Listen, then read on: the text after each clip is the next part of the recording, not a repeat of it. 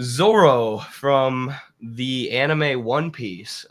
Glad you're with us, Zoro. Zoro has three swords. He carries two and then one in his mouth. It's pretty badass. But it's a question about guns, not about triple swords.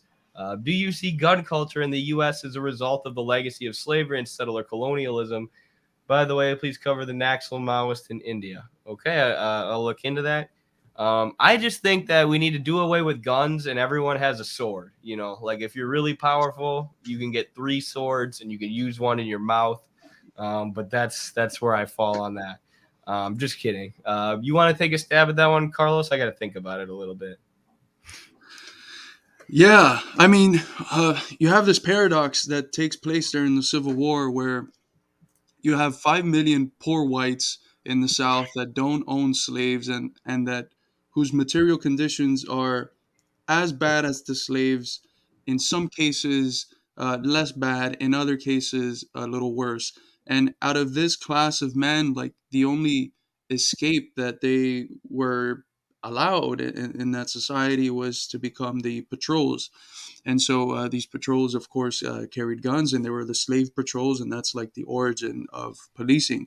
So I guess you can say that. Sorry, I just got to jump. That sounds just like the border patrol agents that I know today. Like all of them, they're just looking for like a rush or some kind of release, and they go do that. Yeah, well, it allowed the poor whites to associate their consciousness with the masters. And in the process of doing this, as Du Bois writes, the capacity of them seeing themselves as workers and therefore seeing the black slave, the black worker as an ally, it becomes destroyed, right? They develop this southern form of what Du Bois called the American assumption that they can actually rise the social ladder and become slave masters themselves, which was extremely rare. But I do think that out of that experience of the slave patrols is where this part of this gun culture is rooted. It's also just a general part of American culture. We grow up with movies that have all of this, and we grow up with a distinctive image of America as being the place where gun wielding and the Second Amendment and all of this is just like held almost to the level of like something sacred. So it is, perhaps rooted in those longer currents, but I don't think we should undermine the role that it has played in Hollywood culture and the other ways in which that extends itself into. I mean, you ask, if you look at like memes about America from other countries, they're all like tied to guns. So like it's very clear for people outside the US that there's something in our culture that's very like fetishistic when it comes to guns.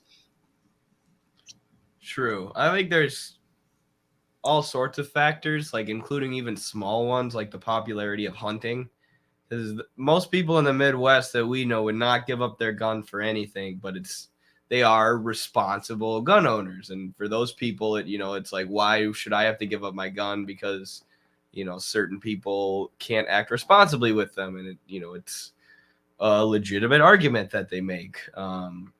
So there's that too, but I mean that's a small factor. There's all sorts of small factors that contribute to the gun culture that we have today. But And interesting question, something I hadn't thought about before. and people specifically in like poor communities, both white and black, don't trust the police a whole lot. Yeah, that's the other thing is the gangs were formed to protect against the police. So it's also like, even like what it says in the Second Amendment, like you should be able to form a militia against the government. Like that's what the Black Panthers were doing. Right. So there are, areas where it formed, that gun culture formed as an actual strain of resistance. Yeah, I'm in the middle of a move to Texas, and I have family over there, and they tell me, in most houses, you see a sign in front of the house, we don't call the police, or we don't wait for the police. And in part, if you look at specifically in poor neighborhoods, how quick the police gets there and how effective they are in solving whatever issues at hand, which is not effective at all.